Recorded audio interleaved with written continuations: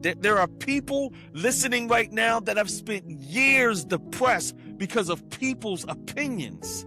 Not days, not months, years. And right now, God is trying to break your dependence from human validation. You stop speaking because somebody laughed. You stopped creating because somebody criticized. You don't even dream anymore because someone doubted you. And you stop believing because somebody left.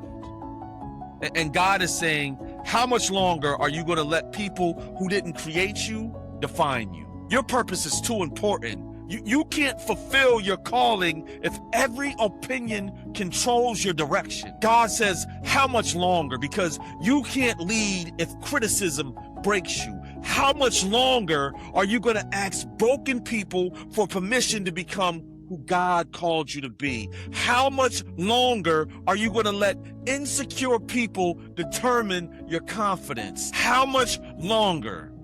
Because you can't walk with God if you're more concerned about people's thoughts than his voice. And God is saying, stop checking with people after I've already spoken and I already know. Some of y'all just got a confirmation from God. Then you ran to 10 people and asked them what they thought. And now you're confused. And it's not because God wasn't clear. It's because too many voices got involved. Don't you know that the crowd is confused? The same crowd that loves you today can hate you tomorrow. The same people screaming your name can disappear when life gets hard. The same people telling you you're amazing might be talking about you next week. That's just people.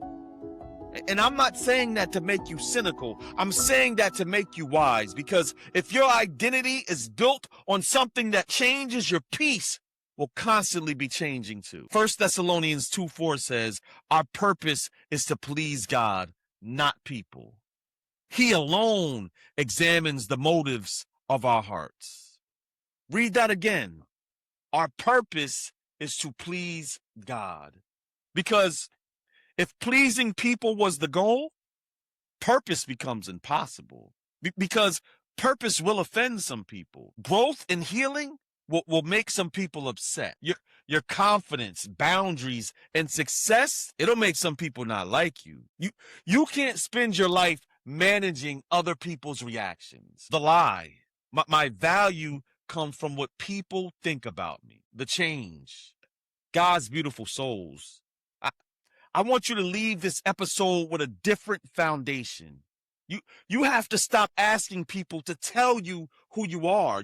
You have to stop looking for applause before you move. You have to stop treating opinions like prophecy. Everybody talking ain't God. Everybody criticizing ain't wise. Not everybody that compliments you is for you. And everybody with an opinion doesn't deserve influence over your life. The truth. Here's the truth. The life-changing truth. You're not as amazing as your biggest fan says you are. And you're not as terrible as your biggest critic says you are. You're a human being, growing, learning, healing, and becoming.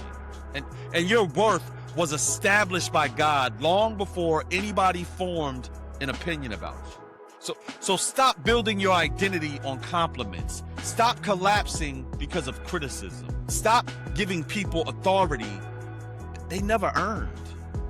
Know God, know yourself, know your purpose, and know your assignment. And once you know those things, people's opinions become information, not instructions. This has been episode 60 of Lies Changes Truth. I'm your host, BK Blessed.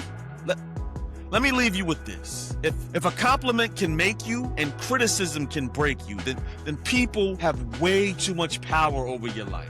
God never intended that your identity would be that fragile. He intended it to be rooted in Him. So receive correction, stay teachable, remain humble, and listen to wise counsel. But never hand your identity over. That belongs to God.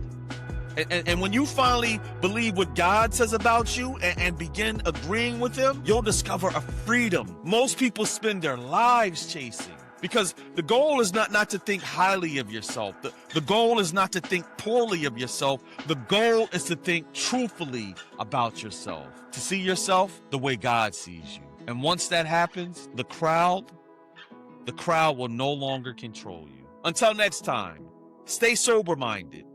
Listen to God's opinions, not man's, and stay you. Then do not cease. Jesus, he hath overcome the world. The ages sing, the shadows part. Jesus, the everlasting word, the witness in the heart. Peace, that in him you might have peace.